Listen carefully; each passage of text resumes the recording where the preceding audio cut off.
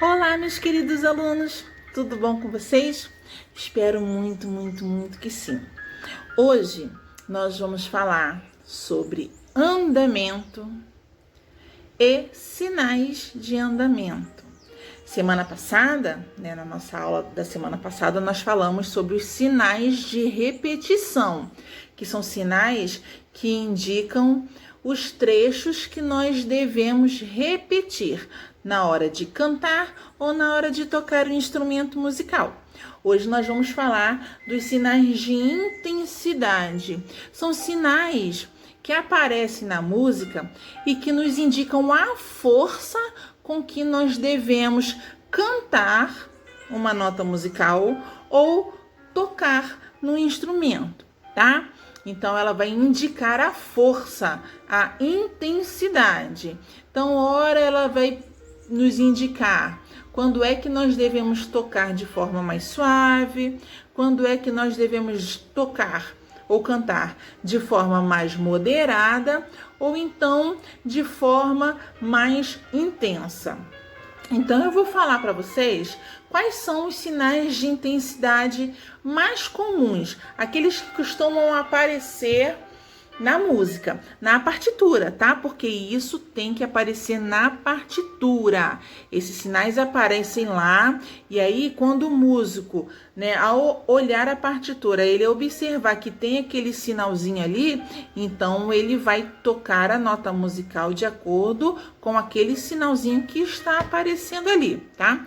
Então, um sinal muito utilizado é o PP. Significa pianíssimo. Então o músico ele vai tocar de forma muito suave e quase não vai dar para escutar, de tão fraquinho que é, tá bom? Aí depois vem o P. Isso significa piano, tocar bem leve, com pouca intensidade. Aí depois vem o MP. Isso, MP, mezzo piano ou meio piano. Tocar de forma leve, com intensidade moderada. Aí depois vem o MF, mezzo forte ou meio forte. Tocar com força moderada. Vou tocar com força, mas nem tanta força assim, tá? Uma intensidade moderada. Depois vem a letrinha F. Sempre quando o F aparecer embaixo de uma notinha musical, indica forte, tocar com força. E FF, fortíssimo, tocar com muita força. Ou então, na hora de cantar, tocar de forma bem alta, tá bom? E aí vem o SFZ. Significa esforçando. Eu vou intensificar subitamente a força com que se toca ou se canta determinadas notas. Então, você tá lá tocando de forma suave.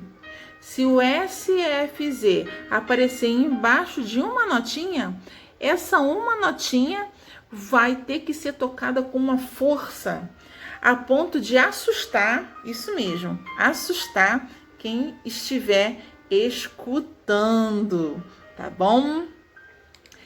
E um outro sinal de intensidade que esse aparece demais é o crescendo e o decrescendo, tá? Então você tá lá tocando de forma suave. O crescendo é o sinal de maior da matemática, tá? E esse sinal aparece embaixo de algumas notas musicais.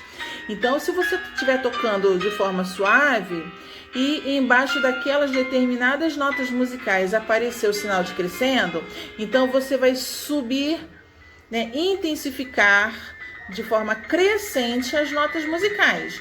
Você vai começar a tocar de forma mais intensa, de forma gradual. Aí você começa a tocar com força.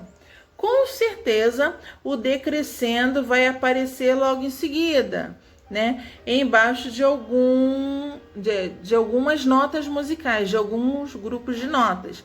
E aí você vai começar a tocar suavemente, mas de forma gradual, Então, crescendo, você começa a tocar de forma forte.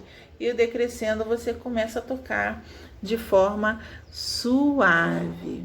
Tá, pessoal? Então, esses são os sinais de intensidade que são mais utilizados.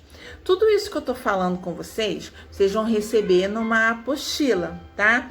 Que vocês podem imprimir essa apostila e colar no caderno de música de vocês, ou então vocês vão ter que copiar, tá bom? No caderno de música de vocês. Inclusive lá na apostila tem um exemplozinho do crescendo e do decrescendo.